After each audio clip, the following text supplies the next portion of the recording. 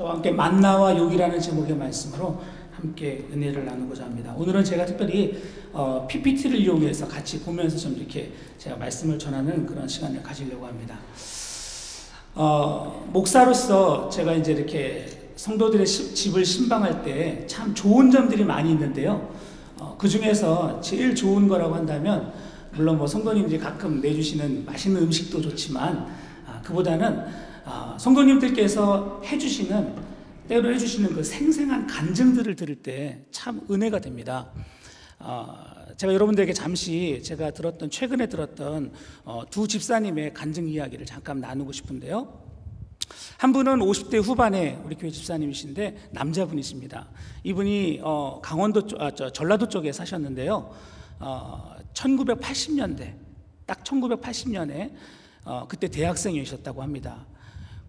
전라도에서 광주 지역에서 1980년에 대학생으로 산다는 거 여러분 말씀드리지 않아도 아실 텐데, 대한민국에 참 큰 어려움이 있지 않았습니까? 그때 그분이 이제 그 대학교 근처에서 집을 살고 계셨대요.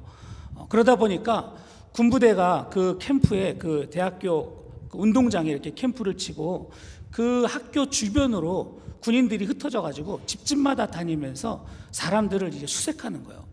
그러면서 하시는 말씀이 이제 저랑 같이 밥을 먹으면서 그분이 이 얘기를 해주시는데 정말 실감나게 얘기해 주시더라고요. 집마다 군인들이 들어가서 두들겨서 젊은 사람들, 청년이 나오면 죽이거나 어디론가 끌고 가거나 그랬다는 겁니다.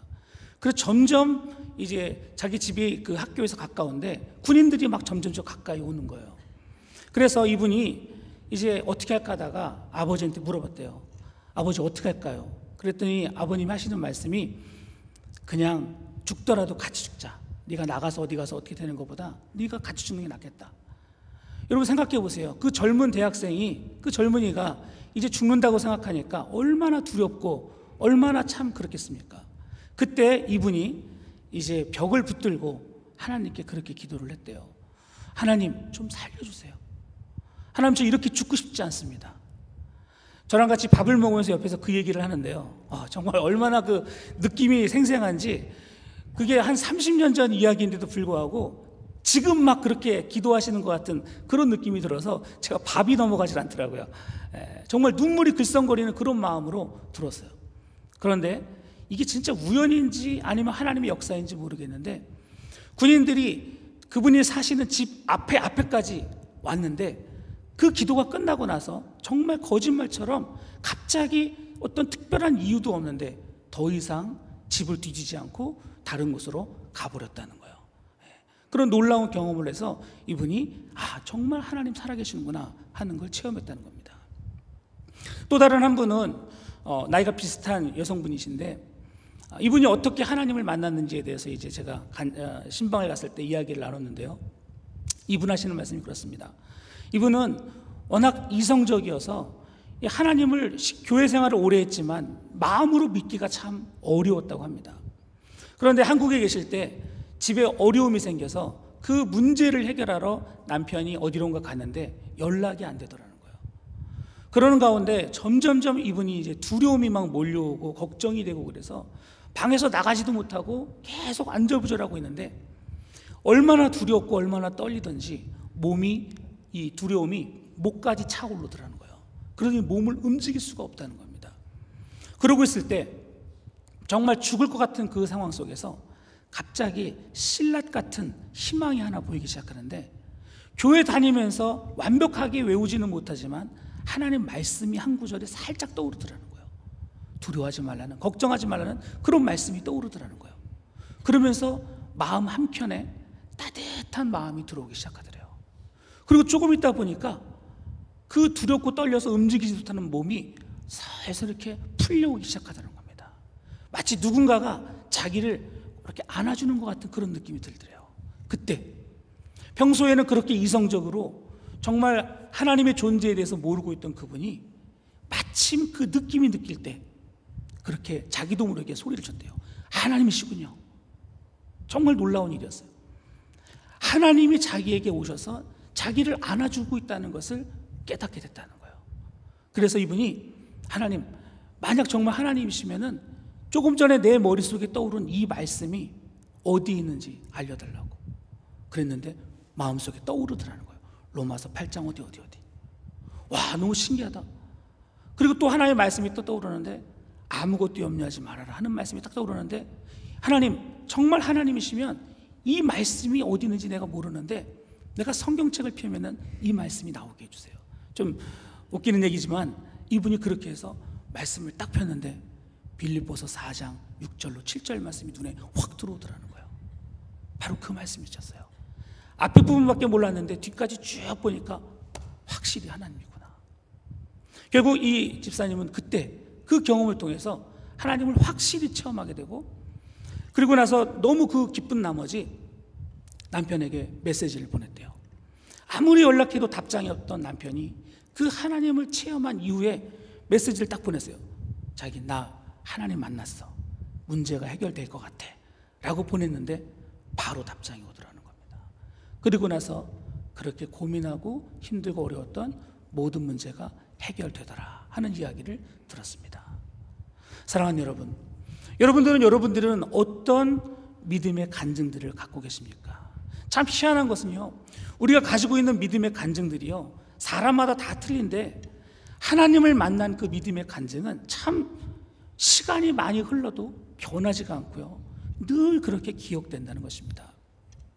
그런 의미에서 볼 때 믿음이란 무엇인가, 그것은 과연 우리의 삶에 어떤 영향을 미치는가 라고 말할 때 저는 이렇게 말하고 싶습니다. 믿음이란 다름 아니라 살아있는 하나님을 곁에서 만나는 소름 돋는 그런 경험이다. 너무나 확실하게 곁에서 느끼는 거라서 이거는 절대 부인할 수 없는 사실 중에 사실이다. 그냥 사실, 그냥 그것으로 끝나는 것이 아니라 내가 이것을 어떤 것이 와도 부인할 수 없는 너무 명확한 것이다. 이렇게 믿음을 정의해 볼 수 있다는 것입니다. 매년 우리 교육자들이요, 여름이 되면 캠프를 가는데요, 몇 년 전의 일입니다. 제가 믿음이 어떤 것인지에 대해 설명드리려고 하는데요, 몇 년 전에 저희 교육자들이 이제 그 알곤퀸으로 캠핑을 갔었는데 그때 저는 정말 깜짝 놀랄 체험을 했어요. 우리 목사님들은 다 아실 거예요. 텐트를 다 쳐놓고 낮에 막 뭐 이렇게 놀고 있었는데 정말 생전 보지도 못했던 그 텐트 사이로, 저기 보시면, 사진에 보시면 저 제일 위에 있는 동물, 저기 뭔지 아시죠? 캐나다 무스입니다. 캐나다 무스. 저놈이 진짜로 지나가는 거예요. 마치 동물원에서 뛰쳐나온 것 같은 그런 모습으로 우리 곁을 그냥 쑥 지나가는데 깜짝 놀랐어요. 얼마나 깜짝 놀랐는지 몰라요. 와, 그리고 그냥 사진으로 볼 때는 이 크기나 이걸 몰랐는데 정말 곁에서 지나가니까요, 정말 소름 돋는 그런 느낌이 들었습니다. 그런가 하면 제가 밑에 거는요, 이스라엘에 갔을 때 일입니다. 낙타 많이들 보면 귀여워하시는데요, 저 낙타 때문에 죽는 줄 알았습니다. 낙타가 귀여워서 사진 찍고 막 장난도 치고 그랬는데 이놈이 막 점점 가까이 오는데요, 그래서 막 몽댕이 들고 막 휘둘르고 막 난리 났었어요.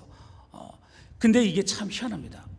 그렇게 동물들을, 살아있는 어떤 동물을 곁에서, 바로 곁에서 볼 때 얼마나 실감이 나는지, 저 무스 본 지 꽤 오래됐거든요. 저 낙타 만난 지도 벌써 몇 년 됐거든요. 아직도 생생합니다. 그런데 반대로 뉴욕에 갔을 때 자유여신상을 지나가면서 봤거든요. 근데 그 경험은 그렇게 충격적이진 않았어요. 제가 무슨 말씀 드리는 겁니까? 믿음이라는 것이 그런 것 같아요. 믿음이라는 것이 살아있는 하나님을 생생하게 만난 그런 경험한 사건. 그래서 너무 그때 그 경험이 생생해가지고요, 믿음이라는 것은 내 삶에 모른 패러다임과 그리고 내 삶의 세계관, 이런 것들이 세상을 보는 눈이 확 달라진 거예요. 하물며 제가 몇 년 전에 보았던 동물들을 가까이서 만났을 때 그 생생한 체험이 지금도 기억되는데, 하나님을 만났던 그 경험을 어떻게 잊어버리겠냐는 것입니다. 그리고 그 충격적인 경험은 너무나 충격적이어서, 와, 정말 하나님이 살아계시구나, 하나님 정말 역사하시는구나, 하나님 정말 이렇게 우리들 가운데 함께 하시는구나, 그걸 경험할 때 우리의 삶은 달라지지 않을 수가 없다는 것입니다. 여러분들 가운데 만약 아직도 하나님을 못 만난 분이 계시다면요, 반드시 그 살아계신 하나님을 만나는 은혜를 체험하시기를 간절히 축원드립니다. 만약 여러분들이 진짜 그 하나님 만나면요, 안 달라질 수가 없어요. 하나님에 대한 이야기 들을 때 가슴이 뛰지 않을 수가 없습니다.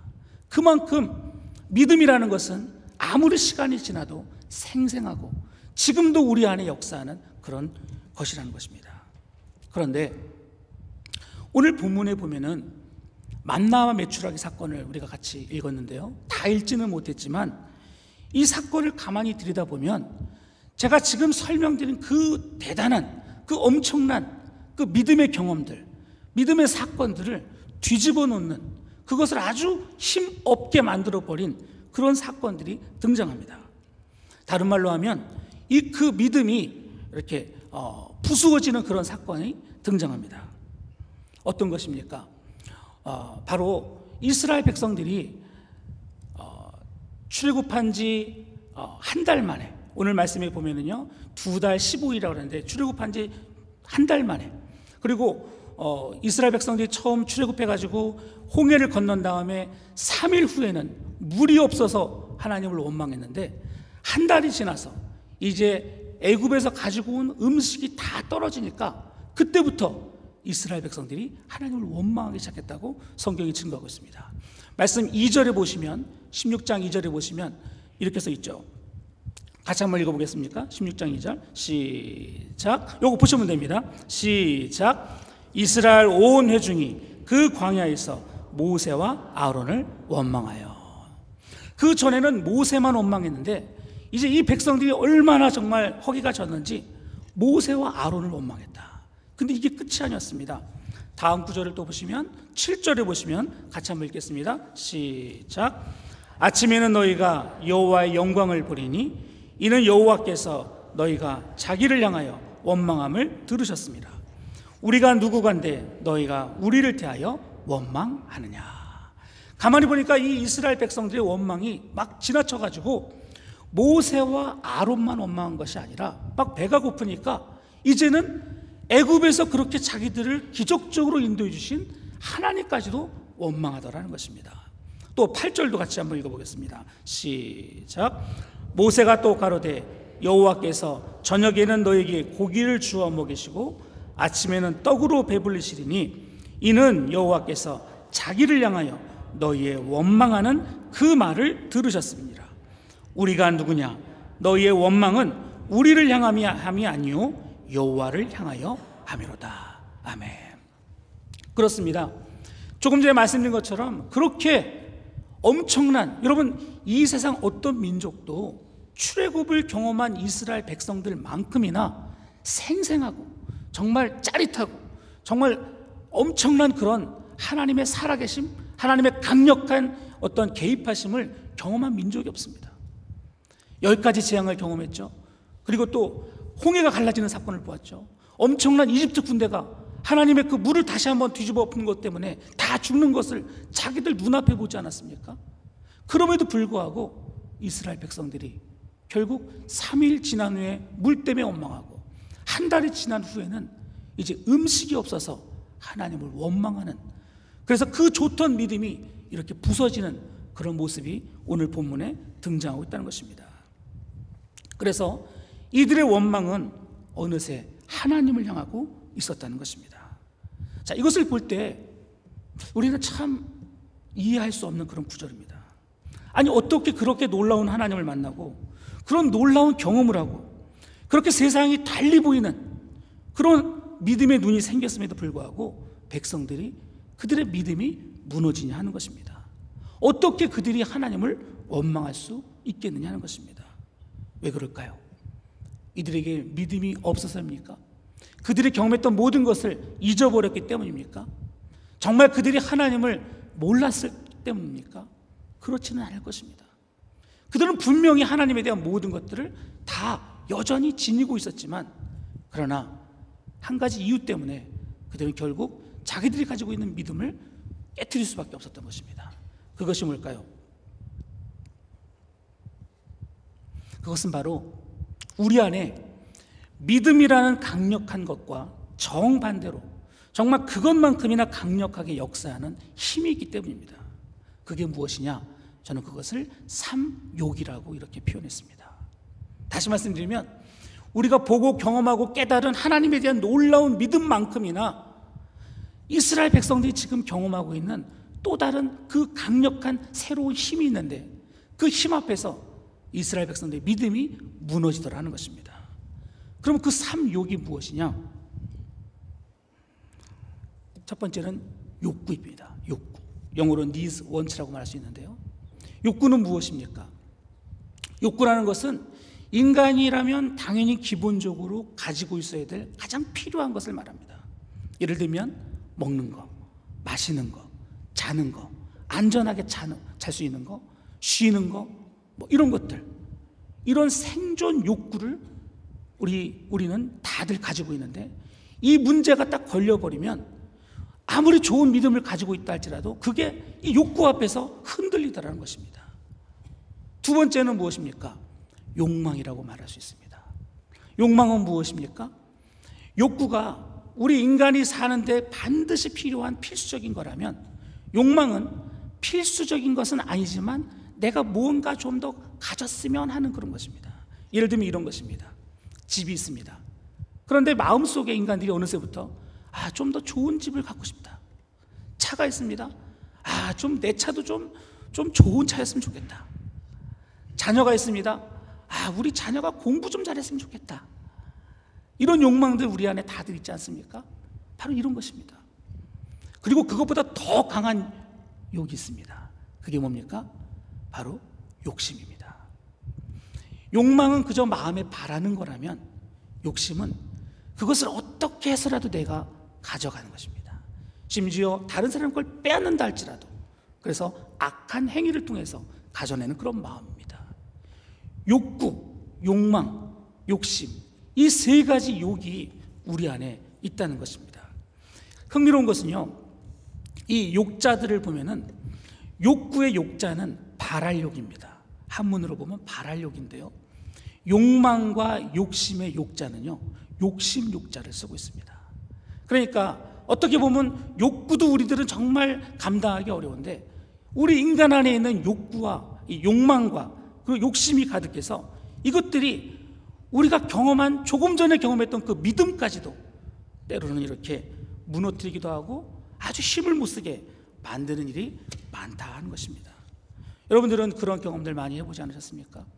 당장의 어떤 욕구 때문에, 우리 안에 스물스물 올라온 어떤 욕망 때문에, 어떤 사람들이나 물건이나 되어져가는 어떤 것들을 보면서 우리 안에 생기는 욕심 때문에 우리의 믿음을 타협하거나 포기해버린 경우들이 얼마나 많이 있느냐 하는 것입니다. 그런 의미에서 오늘 우리들에게 주신 하나님의 말씀 만나 메추라기는, 이 이야기는요 다 읽진 않지만 여러분들 이미 이 이야기는 어렸을 때부터 다 아시니까 제가 자세히 설명드리진 않겠습니다. 하지만 여기에는요 하나님의 아주 중요한 가르침들이 있습니다. 어떤 가르침이냐 하면, 그냥 하나님께서 백성들에게, 배고픈 백성들에게 음식을 나눠주신, 만나를 내려주신 그 이야기가 끝이 아니라 이야기들을 들어가 보면 하나님께서 우리를 너무 잘 아시기 때문에 우리가 가지고 있는 욕구와 욕망과 욕심에 대해서 가르침을 주고 있다는 것입니다. 예를 들어 보겠습니다. 잘 보이네요.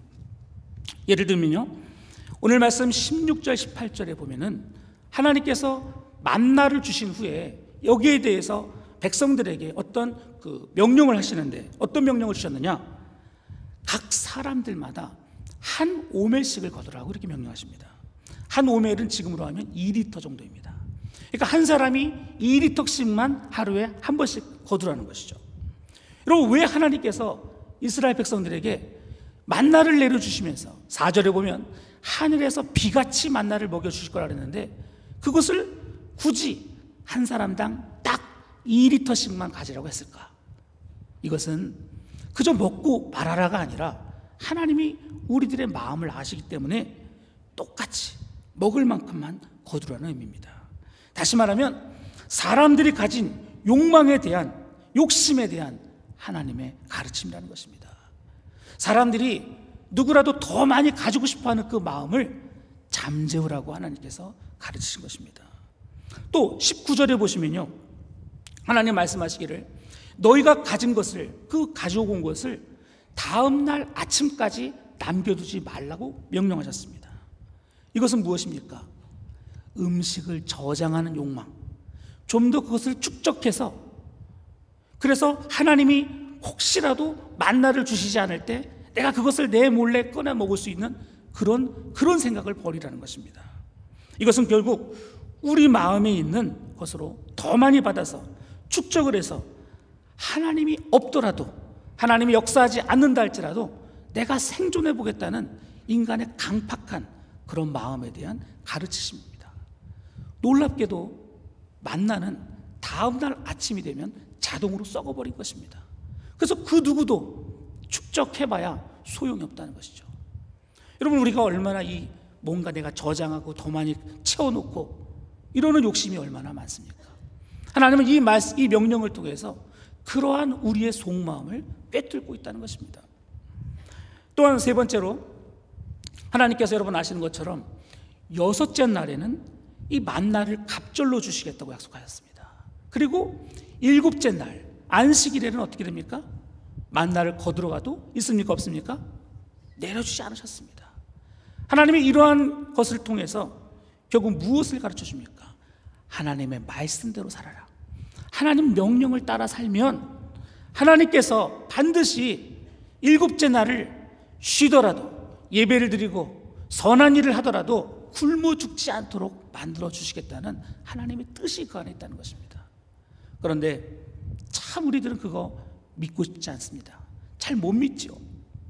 이스라엘 백성들도 얼마나 걱정되고 두려웠겠습니까? 그런 의미에서 이 만나와 메추라기 사건은요, 그저 하나님께서 무엇인가를 주신 사건으로 그친 것이 아니라 이스라엘 백성들에게 혹은 우리들에게 우리의 욕구와 우리의 욕망과 우리의 욕심에 대해서 하나님을 철저하게 신뢰하라고, 하나님 말씀대로 살면 결단코 죽지 않을 거라고 하는 것을 가르쳐 주시는, 바른 길을 보여주시는 하나님의 뜻이라는 것입니다. 그런 의미에서 여러분, 만나의 의미가 무엇일까요? 만나는 하나님의 내려주심입니다. 하나님은 우리들이 필요한 모든 것들을 공급하시는 분이신 줄 믿습니다. 아멘. 우리 마음속에만 염려가 있을 뿐입니다. 우리 마음에만 욕심이 있고요, 어떡하지 두려울 뿐입니다. 하나님은 우리의 모든 것들을 알고 계십니다. 그래서 우리가 주기도문 할 때 오늘 우리에게 일용할 양식을 주옵시고, 이 기도를 왜 드리겠습니까? 하나님을 신뢰하지 않고는 그 기도를 진심으로 드릴 수 없는 것입니다. 믿음이란 결국 무엇입니까? 이러한 세 가지 현실적인 문제, 우리의 욕구와 욕망과 욕심에 대한 문제를 넘어서서 초월해서 하나님을 온전히 붙드는, 그것을 매일매일 삶 속에서 훈련하는 것이 바로 믿음이라는 것입니다. 그런데 여러분, 안타깝게도 구약의 이스라엘 백성들은 이것을 성공하지 못했습니다. 이때 지나고 나서 이스라엘 백성들은 계속해서, 여러분 선지서를 보면은 이스라엘 백성들이 고리대금업을 합니다. 이스라엘 백성들이 신 한 짝 때문에 자기 동족을 노예로 팔기도 합니다. 이미 이스라엘 백성들 안에 욕구와 욕망과 욕심이 너무너무나 가득 차서, 또한 안식일을 거룩히 지키지 않고 신년을 거룩히 지키지 않고 결국 하나님의 모든 가르침들을 다 파괴해버리는 것을 보게 됩니다. 결국 그래서 이스라엘 백성들은 하나님께서 만나와 메추라기 사건을 통해 보여주신 그 놀라운 진리와 가르침을 제대로 따르지 못했다는 것입니다. 그리고 나서 이제 신약이 됩니다. 신약 시대에 예수님께서 오셔서 이런 말씀을 하셨습니다. 자, 빨간 글씨 밑에 써 있는 거, 요한복음 6장 48절로 51절 말씀 잘 보이시나요? 같이 한번 읽어볼까요? 시작. 내가 곧 생명의 떡이니라.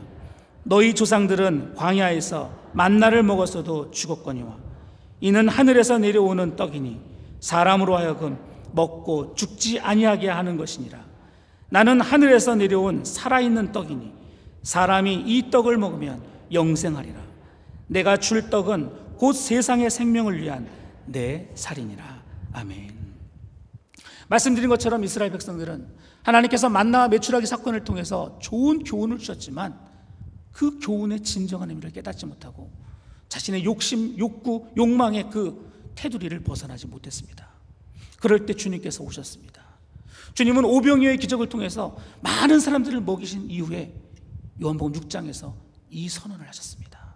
내가 생명의 떡이다. 너희 조상들은 광야에서 만나를 먹고도 죽었지만 나를 먹는 자들은 영원히 살 것이다. 내가 줄 떡은 너희들을 영생케 하는 내 살이다. 그때 당시 이스라엘 백성들이 과연 그 말이 무슨 뜻인지 어떻게 알았겠습니까? 제가 이번에 표를 하나 만들어 봤는데요, 여기 보시면 구약의 만나와 메추라기, 그리고 신약의 예수 그리스도께서 말씀하신 이 선언이 갖는 차이가 나타납니다. 만나와 메추라기는 광야에서 40년 동안 하나님께 주셨습니다. 그리고 안식일에는 내려주지 않으셨죠. 하지만 우리의 욕구는 채워주셨지만 만나와 메추라기는 우리의 욕망과 우리의 욕심의 문제는 결단코 채워줄 수가 없었습니다. 하지만 신약으로 와서 생명의 떡이라고 자신을 선언하셨던 예수님, 그분은 이 떡을 그저 40년이 아니라 우리가 사는 날 동안, 우리 인생 모든 동안 주시겠다고 약속하셨습니다. 그리고 주님은 이 생명의 떡을 어떻게 주셨습니까? 바로 십자가를 통해서 하늘에서 내려 주셨다는 것입니다. 그분은 궁극적으로 우리의 모든 욕구, 우리의 모든 욕망, 우리의 모든 욕심을 채워 주셨다는 것입니다. 그것을 어떻게 할 수 있을까요? 다음에 그림을 보면 좀 더 이해가 쉬울 것입니다. 이 그림은 에밀 놀데라는 작가가 그린 건데요, 누가 그렸는지 중요한 건 아닙니다. 이 그림은 십자가에 달리셨던 예수님께서 이제 죽으시고 나서 그의 가족 아리마대 요셉과 가족이 십자가에 내려서 장사하기 전의 모습입니다. 저는 밑에 이렇게 써놨습니다. 벌거벗은 예수님. 사실 십자가에 달리셨던 예수님은 전혀 옷을 입고 있지 않으셨습니다. 아니, 마지막 갖고 있던 그 옷도 다 내주셨죠. 무슨 말입니까? 예수님은 십자가 위에서 내가 생명의 떡이다, 내가 너희에게 줄 떡이 바로 내 살이다 하시면서 그분은 그 십자가 앞에서 자신의 모든 것을 하나도 남김없이 정말 우리 모든 사람들을 위해서 나누어 주셨습니다. 그래서 사실 십자가의 예수 그리스도, 그 벌거벗은 예수 그리스도를 분명히 보는 사람들은요, 그분의 십자가 앞에서 우리는 절대로 나의 요구, 나의 욕망, 나의 욕심을 내려놓지 않을 수가 없다는 것입니다. 왜 그렇습니까? 주님을 진짜 만난 사람, 십자가 앞에서 그 주님을 진짜 만난 사람들은 그분이 다 내어주신 그 모습 앞에서 감히 주님 나 이것 좀 주세요, 주님 나 이거 갖고 싶어요, 주님 이렇게 좀 해주세요 라고 말할 용기가 안 난다는 것입니다. 하늘의 만나로 내려오신 벌거벗은 예수님, 그분이 우리들에게 주신 것은 어떤 신비한 능력이 아니라 자신을 벌거벗기까지, 마지막 욕망과 욕심까지도 다 부수어지는 그 은혜를 부어주신 것입니다. 그런데 참 안타까운 것은 예수 그리스도를 믿는다고 말하는 우리들은요, 그 벌거벗은 십자가 예수 그리스도를 믿는다고 말하는 우리들이 언제까지 우리의 욕구만을 놓고 기도하겠습니까? 이제는 우리의 욕망, 욕심을 내려놓을 때가 되지 않았느냐 하는 것입니다. 예수님께서 그런 말씀하셨죠. 결단코 부자가 천국에 들어가지 못한다. 여러분, 부자가 천국 못 들어간다는 것은 돈 많은 사람이 못 들어간다는 의미가 아니라 어떤 의미에서는 그 마음속에 여전히 욕구와 욕망이 남아있는 사람들, 그 욕심이 남아있는 사람들은 절대로 천국에 갈 수 없다는 겁니다. 왜 그렇습니까? 십자가에 달리신 예수 그리스도를 볼 때 우리의 모든 욕심과 욕망과 그 모든 것들을 내려놓는 게 정상인데, 아직 그걸 내려놓지 못한다고 한다면 그것은 벌거벗은 예수 그리스도를 아직 내가 만나지 못했다는 것입니다. 최근에 한국에 안타까운 뉴스가 하나 있었습니다. 이름을 밝힐 수는 없지만 어떤 교회 목사님이 자신의 아들에게 거대한 교회를 물려주었다는 그런 소식입니다. 저는 그분을 생각하면서 예수님, 벌거벗은 예수님과 그분을 비교하면서 참 그분은 벌거숭이 목사다, 그런 마음이 들었습니다. 무슨 뜻입니까? 다 가진 것 같죠? 다 자기 뜻대로 된 것 같죠? 하지만 영적으로 보자면 정말 벌거숭이입니다. 하지만 만약 우리가 말입니다, 우리가 정말 벌거벗은 예수 그리스도를 우리 마음에 품으면요, 우리의 욕망과 우리의 욕심과 이 모든 것들이 내려가기 때문에 우리야말로, 그런 사람이야말로 영적으로 풍요한 사람이 될 줄 믿습니다. 사순절의 기간을 맞아서 여러분들은 어떤 기도를 하고 있는지 돌아보시면서, 구약의 이스라엘 백성들이 만나와 메추라기를 먹었음에도 해결하지 못했던 그 욕망과 욕심의 문제를 이제는 자신의 모든 것을 내어주신 벌거벗은 예수님 앞에서 그분을 가슴에 담고 다 내려놓을 줄 아는 우리 모두 되시기를 간절히 축원드립니다. 기도하겠습니다.